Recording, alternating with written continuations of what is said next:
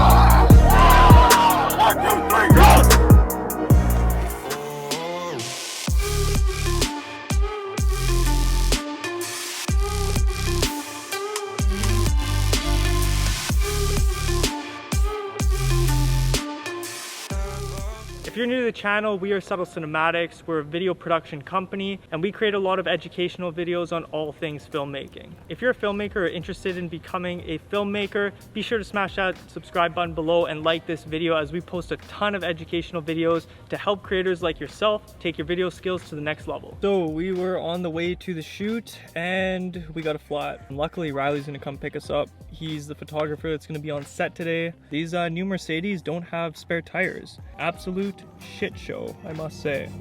Alright guys, so the shots I'm going to be capturing are essentially like real estate style shots. We're using a wide angle on here, and this is just to capture just how big this facility is. So I'm going to be shooting at 11 millimeters, so super wide on the wide angle.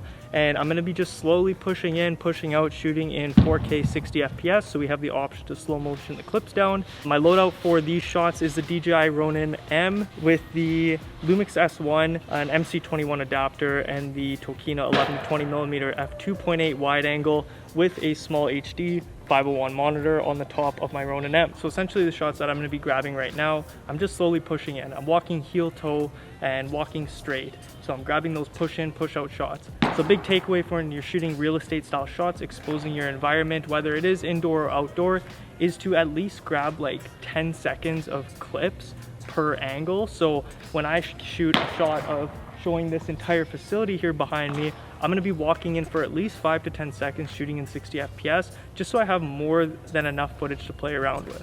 So another little tip that I like to do too is just point the gimbal upwards, whether you're using a Ronin M with 2 handles or with a handheld gimbal like a any sort of crane or DJI Ronin S, Ronin RS2. So I'm going to start actually walking in. So I'm already have my heel ready to go, my heel's here, and then as I'm walking in, I walk in for maybe 2 steps and then I start pointing the gimbal down, because if you don't do that, what's going to end up happening is you're going to start moving and it's just going to look a little jittery. So what I like to do is just get a bit of a running head start. Start like this and push down.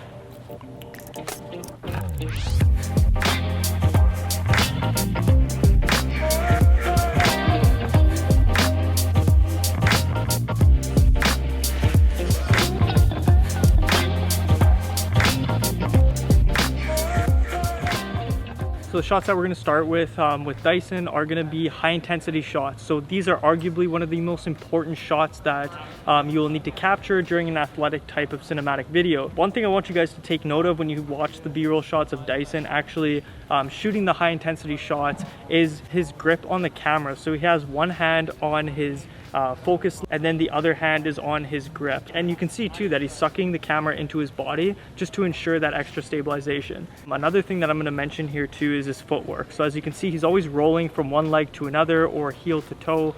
This again just ensures that he gets a nice natural panning motion, and not to mention a really nice natural looking motion for his handheld type shots. So I'm gonna hop on the gimbal here with the Lumix S1. I swapped a 35mm on there, and I just wanna get some like parallax shots where I'm just circling around the athletes and capturing other 24 FPS shots that are more high intensity. So a tip about increasing your shutter speed. So I did the exact same thing, but using a gimbal. So I was using the DJI Ronin M, and they were basically hitting fly balls for the players, and I was basically just running up to the player with the gimbal, shooting at 1/400 shutter speed and f2.8. and I believe my ISO was at about 1250, and this just achieved for like a much more cinematic look. It just eliminates that motion blur from shooting 1/50 when you're shooting more high intensity shots of athletes, and it just looked absolutely beautiful. So while I was out getting the shots where it was a little more steady with the gimbal, Dyson was handheld with the Z-Cam, shooting with a 35mm lens, and he was just really getting those shaky, very extreme, high intensity, raw shots. So the one thing that every filmmaker and creative tries to achieve within filming videos is how to get a cinematic look. Whether you're watching YouTube videos on how to get cinematic look or you're looking at forums, in my honest opinion, I think that achieving a cinematic look is understanding two things: composition and your frame rates, and how your shutter speed value, ISO, and aperture correlate to that frame rate and the type of shot you're getting. If you can compose your shot and understand your rule of thirds and understand, you know, if I'm gonna be shooting a shot where it's just a white wall or like a green tarp in the background, well, why don't I shift my position so that I can see maybe the other athletes in the background or see the wide open facility and create some depth within my image? So proper composition just kind of takes a little while to get good at.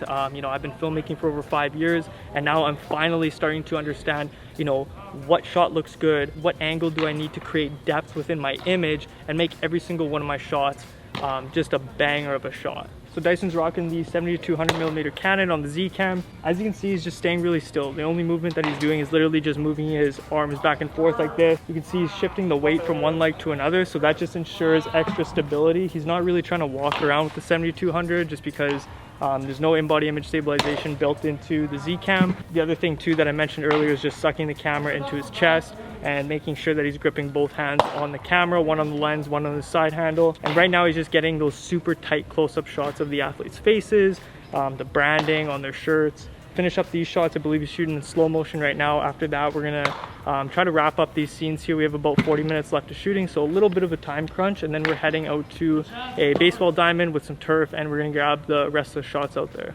Alright guys, so the next shot that we have on the list is the batting cages shot. So Dyson and I will be working alongside each other capturing shots. I will be on the Lumix S1 with the 70-200mm Canon. I'm going to be getting tight shots of the athletes' faces, tight shots in 180 FPS, so super slow motion of the athletes hitting the bat. Dyson's going to be running around with a 35mm Sigma on a Z-Cam, and he's going to be getting more of the medium to far away shots.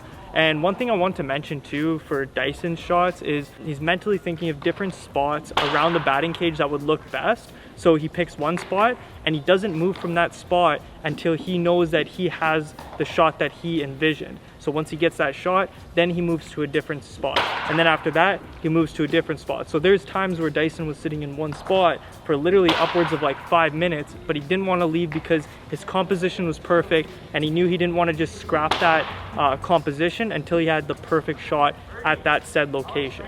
So for my shots using the Canon 70-200, so I was filming at 180 FPS, so super slow motion. I mean, you don't have to be super smooth with the camera and holding it super smooth just because it's super slow motion. It's gonna come out smooth regardless. But either way, what I did was suck my elbows in, hug the camera to my chest, and I just made sure not to put any movement. I didn't want any handheld movement. I was getting pretty well a tripod-like shot. I turned all the IBIS on my camera, and I literally just sat there. I composed my shot. I shot exactly what I wanted to shoot, and I just sat there. And when I felt that I had the shot, then I moved on to a different location, whether I was looking up at the athlete, straight on with the athlete, making sure to get the logo of their jerseys in there as well.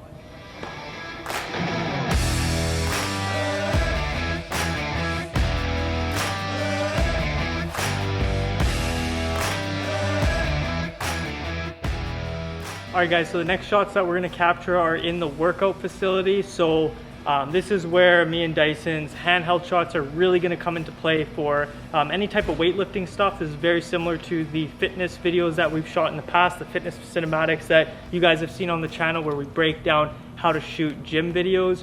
So we're going to be implementing a lot of those techniques into these shots obviously as well. In my opinion, shooting handheld for fitness videos or gym videos is like the best. It looks the most cinematic, it looks the most organic and natural. So in the fitness area, we're just gonna get some wide shots of the facility, and the fitness area, we're gonna be getting some bench pressing shots, and then we're gonna have one of the coaches actually spotting one of the athletes on a bench.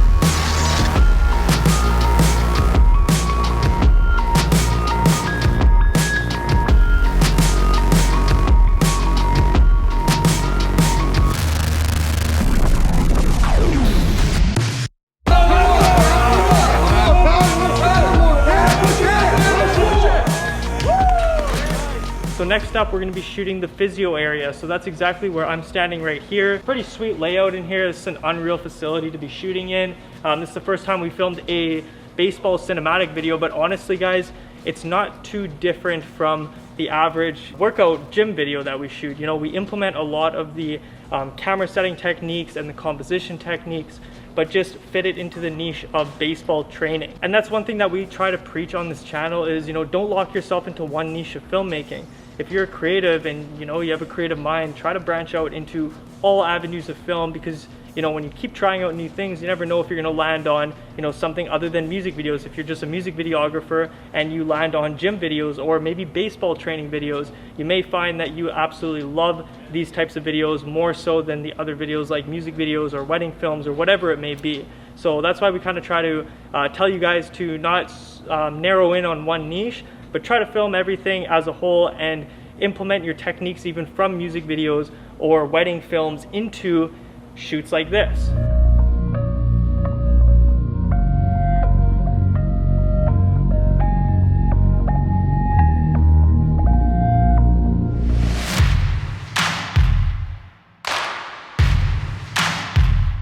Alright guys, so we're shooting the last scenes here for the day. We're out at a baseball diamond with some nice turf and everything. So I'm going to be focusing on close-up shots of the 24-70 on the Lumix S1. I'm mostly going to be shooting at 70mm. I got an ND filter on here. Dyson's on his Z cam and he's shooting with a 35mm, so he's going to get those medium shots and far away shots, kind of exposing each player from the head to toe and as well as from the waist up.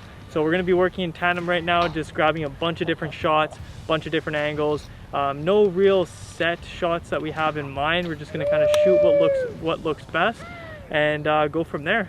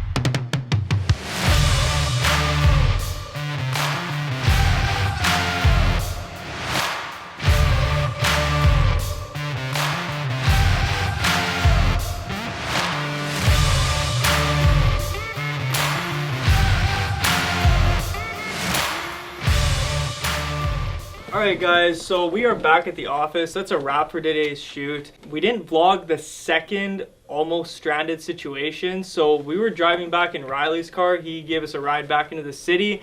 And literally 10-15 minutes outside of the city, engine check light comes on, his all-wheel drive system check light comes on, and we pulled over, let the car cool down for a bit. We had to add some oil to the car, and we were bombing like maybe 70-80 kilometers back into the city. So we just barely made it. We just unpacked all the gear, back at the office now. What an insane day. This shoot was actually rescheduled. It was pushed by a week because last week we had like out of nowhere just an absolute crazy snowstorm. The fact that we made it back in the city is God's plan. This shoot was not supposed to happen just because of everything that's going on between the weather.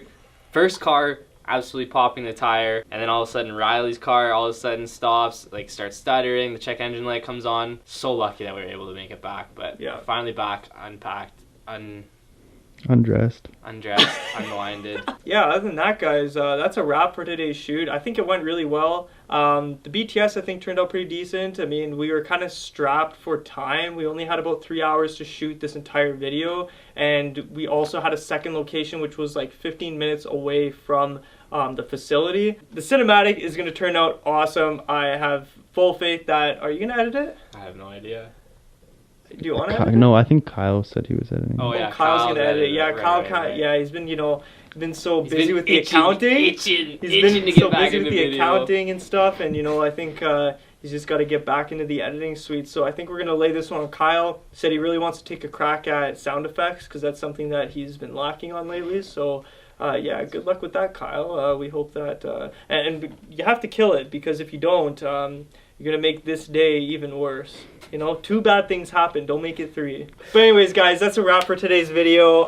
Thank you everybody for watching the behind the scenes. If you guys found value in this video, again, be sure to smash that subscribe button and like this video, as it really does help the channel.